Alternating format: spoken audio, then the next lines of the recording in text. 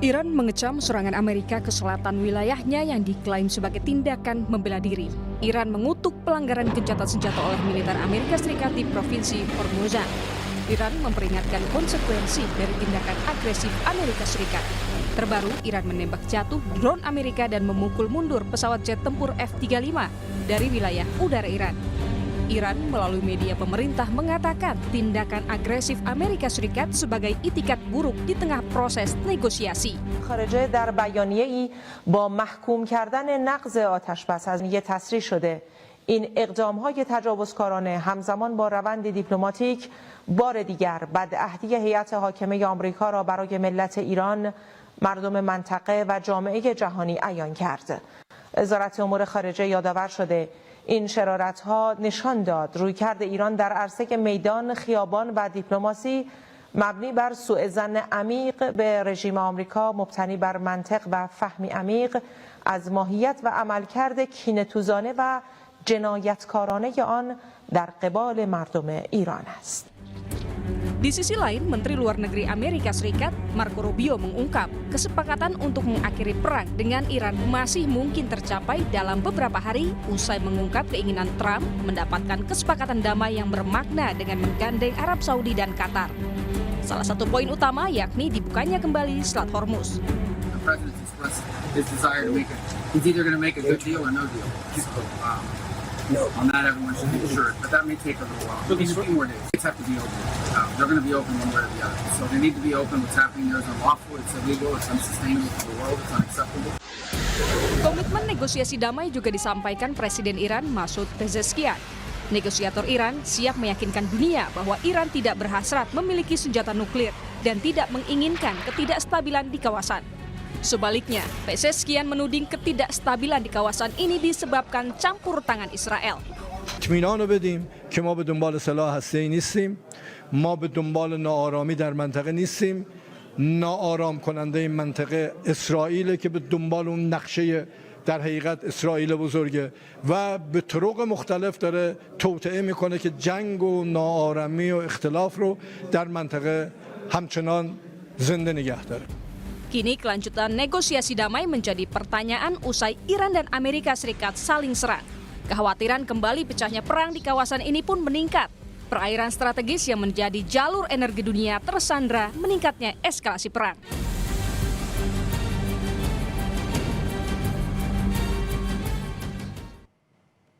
Eskalasi meningkat di tengah upaya negosiasi damai antara Iran dan Amerika Serikat.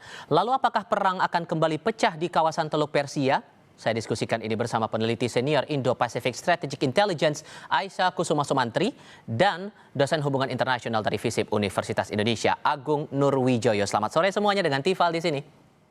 Selamat sore, Mas Tifal, Mas Terima Agung. kasih sudah bergabung bersama kami di libur Lebaran kali ini, libur Idul Adha kali ini. Tapi kalau melihat eskalasinya nih Mbak Aisyah, kita perlu khawatir bahwa ini akan jadi perang lanjutan atau malah jauh dari kata perang, dari saling serang di tengah proses damai ini. Ya, terima kasih Mas Tifal. Selamat Idul Adha sebelumnya, Terima kasih. 1444 ya untuk semuanya. Ini sebenarnya perkembangan yang sebenarnya cukup mengkhawatirkan, tetapi tidak mengejutkan. Karena sejak awal kita selalu menduga adanya ruang bahwa perundingan ini akan gagal. Terutama ketika MOU ini ditandatangani, sebenarnya kan kita tahu bahwa ada satu spoiling aktor yang ada di sana, yaitu adalah Israel. Pertama kita melihat bahwa memang hubungan di antara Donald Trump dan Netanyahu kemarin sempat renggang sebentar karena permasalahan perbedaan persepsi terkait perang ini. Ketika Amerika Serikat dia berusaha untuk kemudian mencari jalan keluar dengan memilih salah satu tujuan strategis yang kira-kira bisa dicapai ya, lalu sambil berusaha untuk kemudian menyenangkan pemilih dalam negerinya, Israel ini ternyata masih terus ingin melanjutkan peperangan. Apalagi kalau misalnya kita bicara di wilayah Timur Tengah, khususnya di negara-negara yang berbatasan dengan Israel, saat ini Israel juga sudah melakukan operasi darat ke wilayah selatan Lebanon, khususnya berusaha untuk menggeser buffer zone-nya itu ke wilayah sampai ke Sungai Litani. Saya kira sebenarnya sampai itu bisa benar-benar diselesaikan, Israel ini akan terus mendorong Amerika Serikat untuk bisa melanjutkan peperangannya. Di samping itu, saya kira sebenarnya masalah Iran ini merupakan salah satu negara yang dianggap dianggap sebagai ancaman bagi Israel, lebih dibandingkan dengan Amerika Serikat gitu. Karena tanpa adanya Amerika Serikat, saya kira Israel tidak akan mungkin berani untuk kemudian memulai perang atau bisa mengusik Iran di situ gitu ya. Oleh karena itu, kemarin ketika MOU-nya ditandatangani, sebenarnya ini merupakan salah satu langkah utama di dalam mencapai perdamaian. Kenapa? MOU ini memberikan ruang sebenarnya untuk kedua negara bisa bernafas sejenak, bisa membangun confidence building measure atau kepercayaan ya dan sharing informasi gitu ya, dan kemudian bisa menegosiasikan term dengan lebih rasional gitu. Tetapi memang cara untuk menggagalkannya memang adalah berusaha untuk menggagalkan si ceasefire-nya terlebih dahulu sehingga kemudian kondisinya menjadi tidak kondusif. Nah, sekarang kan kita lihat bahwa kedua negara ini kembali terjebak di dalam lingkaran eskalasi di mana keduanya ini sama-sama tidak mau mengalah nih. Karena ketika salah satu merasa bahwa oh mereka bisa nih mengurangi misalnya tensi yang ada di kawasan, maka kemudian hal tersebut akan dimanfaatkan baik itu untuk Amerika Serikat ataupun untuk Iran ya untuk bisa mendapatkan posisi tawar yang lebih di dalam meja perundingan. Dan Walaupun ini yang terakhir, sebenarnya sorry saya selamba, walaupun kemudian yang kita pahami Iran sempat bilang akan menghormati proses perundingan ini, dari Marco Rubio mewakili Amerika Serikat bilang proses negonya masih jalan sampai dengan sekarang, bahkan disebutkan akan makan waktu beberapa hari ke depan. Kalau kemudian Anda melihat ini ada Israelnya jadi benalunya di situ, apakah semata karena Israel atau ada amunisi lainnya juga habis di sini? kita harus pahami bahwa bolanya sekarang ada di Amerika Serikat. Karena begini, Iran itu berada di dalam defensif, posisi defensif. Dia bertahan dan apapun yang terjadi dia tidak akan berhenti dalam mempertahankan negaranya. Karena ketika dia mengambil keputusan untuk stand down, maka kemudian ada resiko di mana rezim yang saat ini tengah berkuasa itu bisa dijatuhkan oleh Amerika Serikat. Sementara untuk Amerika Serikat, resikonya itu jauh lebih kecil. Meskipun ya ada konsekuensi-konsekuensi terkait kemudian posisi Amerika Serikat di dunia internasional dan munculnya Iran sebagai kekuatan baru. Ini seperti yang dikatakan oleh sebenarnya Profesor Amerika Robert Pape gitu ya. Nah, tetapi kan permasalahannya di sini kalau kita lihat ya, Iran sudah menunjukkan sebenarnya itikat untuk bisa melakukan kemudian deeskalasi. Ini terlihat polanya dari ketika Iran ini membuka Selat Hormuz kembali pasca ditandatanganinya gencatan senjata antara Lebanon dan Israel. Nah, saat itu kita lihat yang tidak mau membuka sebenarnya blokadenya itu kan adalah Amerika Serikat gitu. Jadi sebenarnya leverage yang ingin didapatkan Amerika Serikat itu terus kemudian menghentikan Amerika Serikat untuk bisa ya untuk bisa menurunkan eskalasi dari konflik ini. Menariknya seperti itu karena saya rasa di sini ada beberapa alasan. Yang pertama, ini masalah legacy dari Donald Trump karena Donald Trump ini saat ini sedang berusaha untuk membuat namanya terlihat bagus dan dia tidak ingin sebenarnya namanya terlihat seperti presiden yang memulai peperangan yang tidak bisa dia selesaikan. Baik. Lalu kemudian kedua, ini permasalahan ketika Amerika Serikat ini merasa bahwa ketika mereka mundur dan kalah di dalam masalah strategis karena Iran ini menang sekarang gitu ya. Jadi ini kondisi ini tuh membuka pintu-pintu di mana sanksi ya nuklir lalu kemudian permasalahan Selat Hormuz, diskusi tentang hal-hal tersebut jadi terbuka, yang sebelumnya tertutup jadi terbuka untuk Iran gitu. Jadi yang kedua permasalahan bagaimana kemudian Iran bisa muncul sebagai kekuatan jauh lebih kuat dibandingkan sebelum perang. Dan yang ketiga, ini terkait legitimasi Amerika Serikat sebagai negara great power gitu ya. Jadi hegemon justru bahkan di level internasional. Nah, mempertimbangkan semua itu saya kira terlalu besar sebenarnya stake untuk Amerika Serikat untuk bisa mundur. Nah, sementara untuk Iran karena ini existential crisis saya kira itu susah untuk dilakukan. Oke. Nah, sementara ini kan harus kita lihat sebagai negara yang punya kepentingannya sendiri di sana gitu. Sehingga ya mereka seringkali kemudian memiliki perihal yang berbeda gitu ya, perspektif yang berbeda terkait kelanjutan perang ini. Mas Agung, kalau kita lihat juga posisi Amerika masih berharap lewat proses penundingan ini tetap berjalan, tapi di sisi lain kita juga paham Netanyahu berharap Amerika Serikat ini tetap melancarkan perang melawan Iran. Sehingga posisinya dilematis nggak nih buat Amerika Serikat melanjutkan perundingan ini atau gimana kita bisa menaruh ekspektasi di sini? Nah, dalam hal ini sebenarnya kan ini proses yang kemudian buat Trump itu adalah sesuatu proses yang dia berada dalam satu kondisi yang dilematis ya sebenarnya ya. Jadi Trump ini punya dalam konteks Amerika Serikat tentu kita bisa melihat apa sih yang kemudian menjadi kepentingan Amerika Serikat saat ini tentu. Yang pertama tentu adalah mendapatkan senantiasa memberikan jaminan keamanan terhadap Israel. Nah, dalam hal ini memang yang kemudian realitas yang kita lihat dalam beberapa tahun terakhir memang dalam proses perundingan, dalam proses negosiasi poin-poin yang kemudian dilakukan itu tidak lain tidak bukan adalah memastikan bahwa yang memang Israel pun mendapatkan jaminan keamanan. Sebenarnya ada poin di situ juga. Nah, makanya kemudian ketika di beberapa hari terakhir ada sedikit banyak secerca harapan gitu ya untuk kemudian akhirnya ada proses negosiasi dan poin-poin kesepakatan awal yang kemudian disepakati antara Amerika Serikat dengan Iran, tentu hal ini kemudian memberikan upaya untuk memberikan jaminan terhadap Israel dalam bentuk apa. Makanya kemudian ada poin misalkan negara-negara Timur Tengah, negara-negara Teluk khususnya untuk bisa menandatangani Abraham Accord misalnya dalam poin itu. Nah, di saat yang bersamaan juga kemudian akhirnya kan ini model memberikan jaminan keamanan tentu. Karena memang ada poin besar yang sampai sekarang sebenarnya belum bisa disepakati antara Amerika Serikat dengan Iran, yaitu poin masalah nuklir. Karena bicara tentang nuklir, Iran bersikeras untuk tidak membahasnya di saat kondisi sekarang. Tapi sebenarnya dari bulan April sampai dengan bulan Mei sekarang, kita melihat pola intensitas serangan yang senantiasa menurun dan poin-poin kesepakatan yang sebenarnya sifatnya makin mengerucut. Jadi yang tadinya poin-poinnya semakin mengerucut dan memang yang poin pentingnya adalah titik komprominya kapan itu yang masih menjadi pertanyaan karena sifatnya kedua belah pihak sangat meyakini bahwa ini sifatnya imminent. Jadi belum tentu disepakati dalam waktu dekat.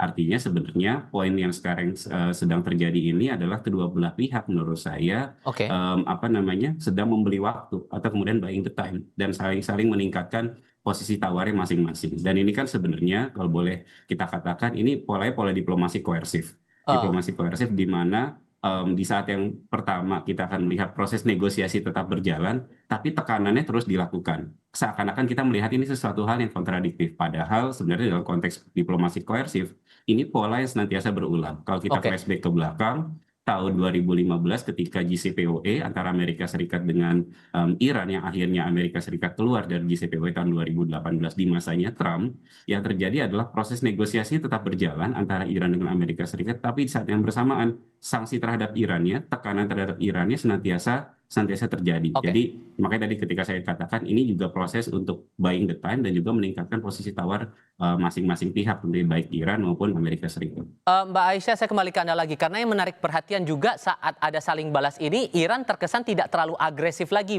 membalas serangan dari Amerika ini. Ini konteksnya kalau Anda lihat karena amunisinya sudah habis atau emang bagian dari strategi yang coba mengejar jalur yang lain atau gimana nih, Mbak? Ya, saya kira di sini Iran ini memang berusaha untuk mengejar jalur diplomasi, Mas. Karena belakangan ini kita lihat bahwa memang apa yang kemudian dibutuhkan, tadi saya bilang itu adalah permasalahan ceasefire yang disepakati oleh kedua belah pihak dan penurunan eskalasi. Saya akan setuju dengan Mas Agung bahwa ini masih berusaha untuk ditekankan koersif diplomasi dari sisi Amerika Serikat. Dan mungkin ketika kemudian MOU-nya ditandatangani, yang namanya koersif diplomasi itu tidak akan hilang secara total. Ya, yang dikurangi itu adalah intensitasnya. Kenapa? Karena masing-masing negara ini masih memerlukan daya tawar untuk bisa mendapatkan leverage di dalam perundingan. Jadi setidaknya sedikit saja tekanan untuk kemudian bisa mendapatkan daya tawar. Dan kita kira sekarang untuk pembicaraan-pembicaraan yang muncul itu sudah kemudian mengerucut ke arah Selat Hormuz dan masalah nuklir ya. Dan dua-duanya ini merupakan sticking point dari perundingan ini gitu. Yang satu kemudian merasa bahwa Selat Hormuz ini adalah daya tawar mereka untuk bisa mendapatkan jaminan keamanan. Yang satunya lagi merasa bahwa ini merupakan harga mati. Karena kalau sampai Iran menguasai ya Selat Hormuz, ini bisa menjadi salah satu titik balik Iran di dalam perihal ekonomi dan menjadi salah satu kekuatan ekonomi baru gitu ya. Sementara masalah nuklir ini juga cukup menarik karena kalau kita lihat di sini masalah nuklir ini kan yang tadinya sudah selesai di JCPOA di tahun 2015 dan kemudian di tahun 2025 ini permasalahannya didiskusikan lagi dan menariknya klausul-klausul yang kemudian diberikan oleh Trump ini tidak jauh berbeda dengan apa yang kemudian telah disepakati dengan JCPOA di tahun 2015. Jadi Amerika Serikat sebenarnya sekarang itu berputar di dalam satu lingkaran yang sama. Nah, terkait amunisi, saya kira Iran ini sebenarnya sekarang memiliki rate produksi ya di dalam defense industry-nya yang cukup tinggi gitu dibandingkan dengan Amerika yang secara procurement-nya itu sistemnya itu cukup kompleks gitu ya. Dan Iran itu bisa memproduksi misalnya saja drone Shahid sekitar 50 sampai 100 per bulannya. Nah, sementara itu dari sisi Amerika Serikat dia sudah menghabiskan sekitar 50% dari seluruh stockpile misalnya ya dia sudah memindahkan beberapa defense sistemnya dari beberapa kawasan strategis di Eropa dan kemudian di Indo-Pasifik serta kemudian Amerika Serikat sampai saat ini juga belum bisa mendapatkan ya persetujuan dari Kongres untuk bisa mendapatkan dana perang tersebut sebanyak 200 miliar US dollar, dan ini menjadi salah satu titik penentu nih atas kemampuan Amerika Serikat untuk bisa melanjutkan peperangan ini. Makanya kalau dari kemudian kalau kita kaitkan Iran waktu itu sempat menunjukkan drone, rudal, bahkan visual bahwa rakyat sipilnya ikut diajarkan menggunakan senjata, itu pertanda bahwa Iran mau menegaskan posisi mereka masih kuat di tengah perang ini, begitu? Betul, itu kan namanya information operations ya. Jadi itu sesuatu yang ingin disampaikan oleh Iran dengan ya mengatakan bahwa Iran ini masih siap untuk berperang. Sementara itu sebenarnya Amerika Serikat ini memiliki tekanan-tekanan. Bukan berarti mereka sebenarnya tidak punya dana, tetapi kan negara demokrasi, sistem pencairan dananya itu selalu harus berdasarkan ya kesepakatan dari Kongresnya. Nah, ini yang sebenarnya sebenarnya lebih sulit bagi Amerika Serikat. Karena apa? Karena permasalahan ya birokrasi yang sangat berbelit ini juga menjadi halangan mereka untuk terus melanjutkan peperangan ini, yang mana ini merupakan salah satu sistem check and balance di dalam dan ini melindungi sebenarnya Amerika Serikat untuk terlibat di dalam perang yang memang tidak menguntungkan oleh mereka. Oleh karena itu Iran ini sebenarnya untuk kesiapan perang mereka sebenarnya sudah cukup mumpuni dalam hal persenjataan gitu ya. Waktu kemarin yang diberikan oleh Donald Trump untuk kemudian melakukan ceasefire ya, meskipun tetap ada pelanggaran-pelanggaran, sebenarnya Iran itu sudah melakukan banyak sekali sebenarnya pengisian ulang amunisi ya di dalam hal produksi ulang. Sementara Amerika Serikat saya kira prosesnya masih stuck gitu karena masih terjebak di dalam Kongresnya itu sendiri, diskusi yang tidak never ending di antara kemudian Donald Trump dan kemudian jajaran Kongresnya yang masih mempertanyakan sampai saat ini apa sih signifikasi dari perang ini. Oke. Bola di tangan Amerika Serikat, Mas Agung, tapi ada bumbu-bumbu dalam tanda kutip dari Israel yang juga ikut memperkeruh keadaan ini. Sehingga menurut Anda potensi agar sampai pada titik perundingan ini, apakah kita bisa bilang jauh panggang dari api atau masih ada celah di situ? Kita jawabnya nanti ya. Kita jeda dulu. Tetap di Kompas TV.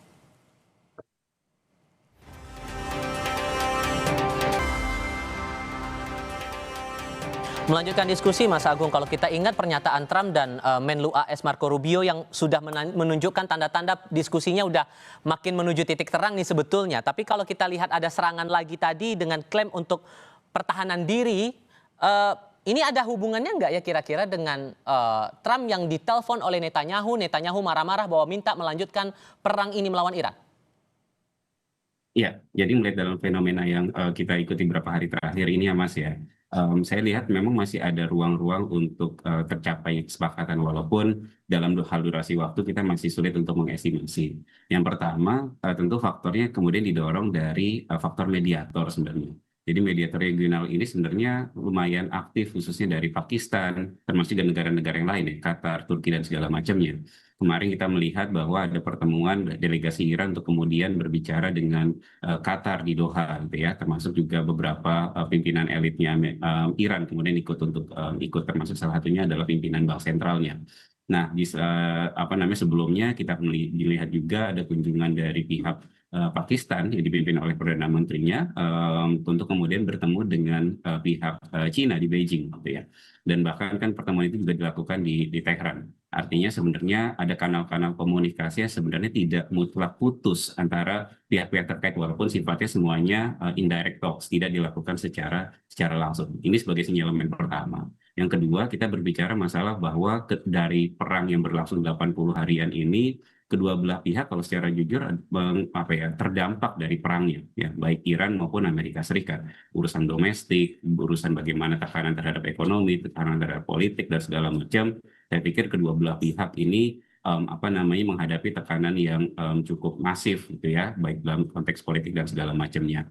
Nah, dalam hal ini tentu sinyalemen-sinyalemen tersebut sangat relevan ketika saya singgung tadi ya, dari bulan April intensitas serangan menurun, pembahasan negosiasi makin spesifik, tapi memang problemnya adalah belum adanya kompromi final ya terkait dengan beberapa poin-poin yang sifatnya strategis seperti itu, bicara tentang Hormuz, bicara tentang jaminan keamanan, bicara tentang bagaimanapun juga kedua belah pihak ini butuh kemenangan secara simbolik. Okay. Nah, ini yang menurut saya juga menjadi poin yang menjadi mereka masih mempertimbangkan bagaimana exit strateginya gitu ya.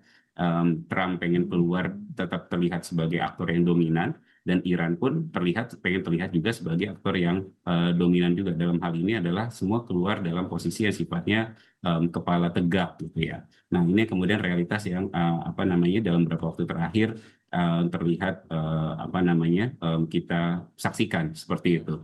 Nah artinya sebenarnya proses negosiasi tetap berjalan, tapi eskalasi yang kemudian terjadi sifatnya lebih terbatas karena memang menurut saya akibat dari dampak yang ditimbulkan dari perang, kecenderungannya adalah kedua belah pihak bahkan dalam beberapa waktu terakhir, dalam 2 bulan terakhir bahkan kecenderungan adalah menolak atau menghindari perang total. Makanya paling banyak dari bulan April sampai dengan Mei ini adalah skirmish, insiden-insiden kecil. Ketika serangannya Amerika Serikat dilakukan terhadap Bandar Abbas, retaliasi dilakukan tidak terhadap Amerika Serikat atau Iran, dilakukan. Makanya ada serangan Iran menjatuhkan drone MT9 misalkan.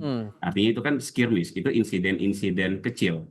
Tapi ekskalasinya mereka bisa mengatur. Ekskalasi dilakukan secara terbatas, jangan sampai kemudian akhirnya terekskalasi sebagai sebuah perang total. Tadi Mbak Aira sudah nyinggung. Oke. Ya.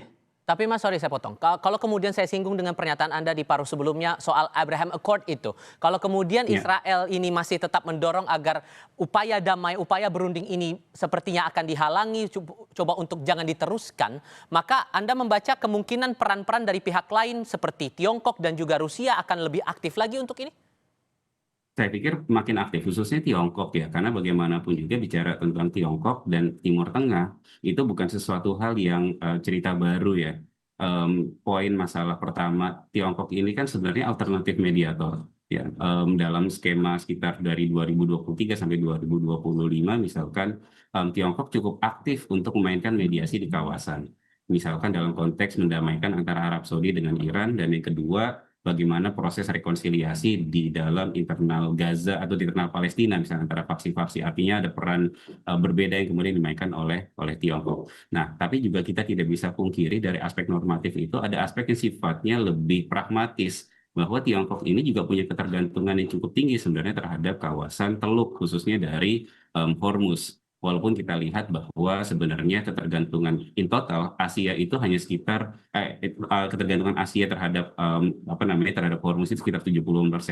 Bahkan Tiongkok sendiri itu juga terhadap Hormuz itu ketergantungannya cukup tinggi ya. Artinya penutupan Selat Hormuz yang sekarang jadi epicentrum dari konflik yang terjadi antara Iran dengan Amerika Serikat ini juga mengganggu perekonomian dunia. Artinya kita kembali lagi ke logika dasar dalam konteks politik internasional. Tidak ada teman yang abadi, tidak ada musuh yang abadi, yang ada hanya kepentingan yang abadi. Ketika kepentingannya sudah terganggu, maka intensi dia untuk kemudian main ke gelanggang itu jauh lebih besar. Cuma memang yang kita lihat dalam konteks ini, Tiongkok juga memainkannya secara lebih terbatas. Dia tidak kemudian dalam memposisikan diri benar-benar in full support of Iran. Misalkan dalam konteks ini ikut gelanggang dalam konteks perang besarnya. Jadi ada kecenderungan dari pihak-pihak global power juga untuk menekan agar perangnya tidak pecah sebagai perang total. Karena memang kita tidak bisa mungkiri ketika bicara tentang satu poin Hormuz saja dinamikanya sudah begitu kencang. Ya, bicara harga minyak dan segala macam, meskipun dalam realitas sekarang harga minyak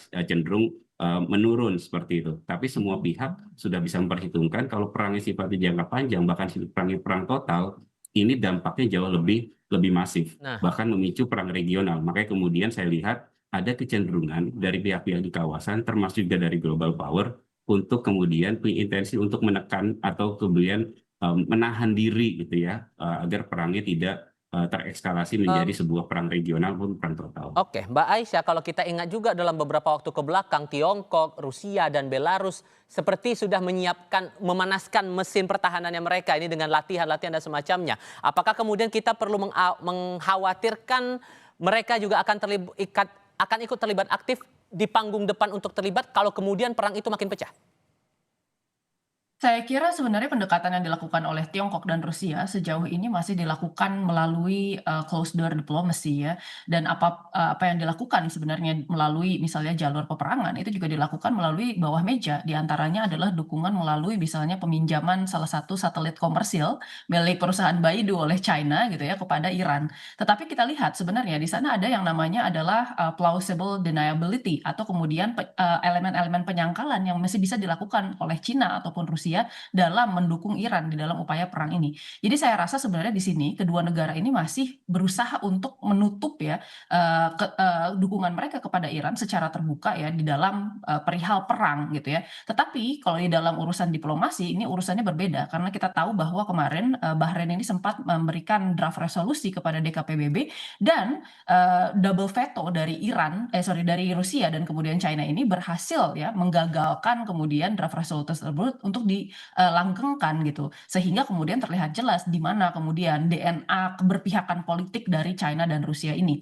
Jadi untuk kemudian bagaimana China dan Rusia misalnya melakukan latihan bersama dan lain-lain, saya kira itu merupakan hal yang reguler. Apalagi kita tahu bahwa kedua negara ini juga bukan benar-benar berada di dalam kondisi yang damai.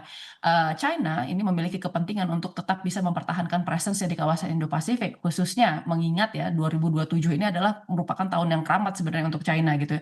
Ditambah lagi sebenarnya di sini kita lihat ada peningkatan ketegangan ya di Selat Taiwan, di mana kemudian itu juga membutuhkan sinyal-sinyal politik serta kemudian deterrence militer dari China untuk bisa mengirimkan sinyal sebenarnya political signaling ke Taiwan terkait bagaimana kemudian standing position mereka dalam hal ini. Di sisi lain saya kira Rusia juga sebenarnya ini masih sibuk dengan urusan Ukraina gitu, di mana kemudian Ukraina ini menjadi salah satu sebenarnya sore spot atau kemudian titik yang mengganggu bagi Rusia gitu ya dalam melaksanakan kepentingan politiknya, di mana kemudian kita lihat sebenarnya negara-negara Eropa saat ini juga fokusnya kurang lebih banyak tersedot ke wilayah situ. Jadi saya rasa untuk bisa terlibat secara terbuka di dalam peperangan antara Amerika Serikat, Iran gitu ya, saya kira ini masih sulit bagi kedua negara tersebut gitu. Jadi keduanya juga masih berusaha untuk menjaga jarak sambil memastikan bahwa konfliknya seperti kata Mas Agung tidak melebar ke wilayah global. Singkat saja Mas Agung, kalau Anda melihat dinamikanya sudah seperti ini, maka kemungkinan untuk perundingan ini bakal gagal berapa persen kira-kira? Atau masih ada celah untuk kita bisa berharap di situ?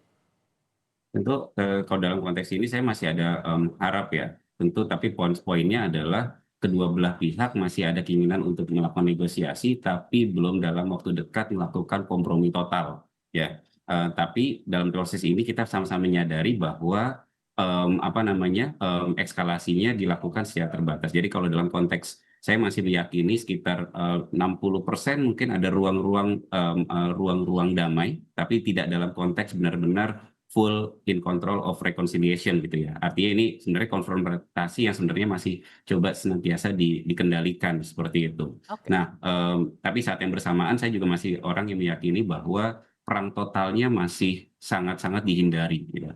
Peluang untuk terjadinya perang total, perang besarnya jauh lebih kecil dibandingkan proses yang sekarang akan secara konsisten menurut saya tetap terjadi. Baik. Seperti itu. Oke, Mas Agung, Mbak Aisyah, terima kasih banyak sudah meluangkan waktu berdiskusi bersama saya kali ini. Sehat selalu semuanya. Selamat sore.